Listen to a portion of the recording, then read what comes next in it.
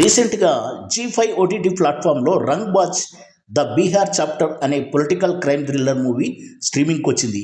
Movie చూశాక నాకైతే above average ఫీల్ని ఇచ్చింది. కథ విషయానికి వస్తే అరుణ్ షా ఆలీ బేగ్ అనే నటోరియస్ గ్యాంగ్స్టర్ లైఫ్ స్టోరీ ఇది.